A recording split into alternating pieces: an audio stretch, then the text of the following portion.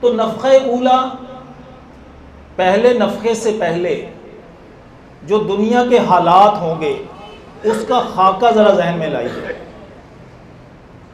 مسلمان مار کھا رہے ہوں گے، قتل ہو رہے ہوں گے، خون ریزی ہو رہی ہوگی،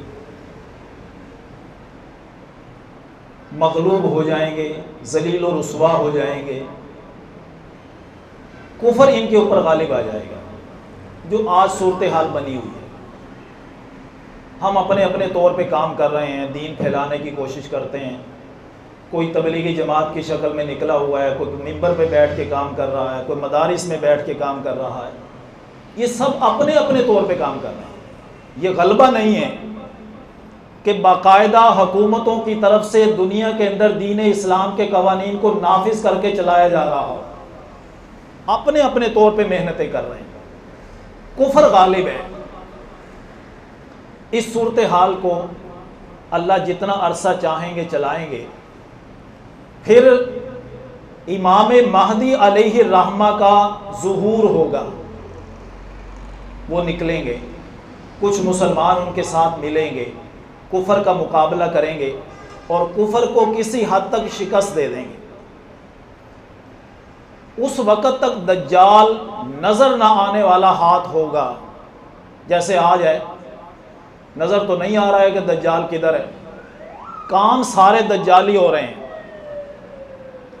لیکن جب امام مہدی علیہ الرحمہ ان کو ایک طرف لگا دیں گے، کچھ شکست دے دیں گے، تو دجال خود بخود نکل کے سامنے آئے گا کہ یہ تو شکست ہو گئی ہے، پہلے تو میں اندر بیٹھ کے سب کو انگلیوں پہ نچاتا تھا، ٹیکنالوجی کے سر پہ سب کو میں نے کنٹرول کر لیا تھا، یہ ٹیکنالوجی ہم کیوں یوز کر رہے ہیں؟ یہ جو سامنے لگی ہوئی ہے، یہ جو کیمرہ لگا ہوا ہے، کیوں یوز ہو رہا ہے؟ دل تو نہیں چاہتا ان خباستوں میں بندہ پڑے، لیکن جو اس کے ذریعے اس نے پوری دنیا میں پھیلا دیا ہے، تو ہم بدلے نخواستہ اس کو یوز کرتے ہیں تاکہ دین اسلام کی بات بھی پھیلے۔ یہاں بیٹھ کے لاکھوں کروڑوں لوگ سنتے ہیں، سمجھتے ہیں، تو وہ دجال پیچھے بیٹھ کے انگلیوں پہ نچا رہا ہے، وہ سامنے آ گیا۔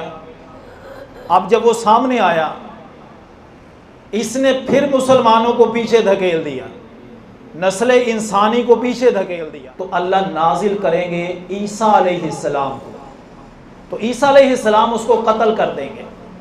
اس کے قتل کرنے کے بعد زمین پر غلبہ اسلام ہو جائے گا، اب ہوگا غلبہ، اب طاقت اور قوت مسلمانوں کے پاس ہوگی۔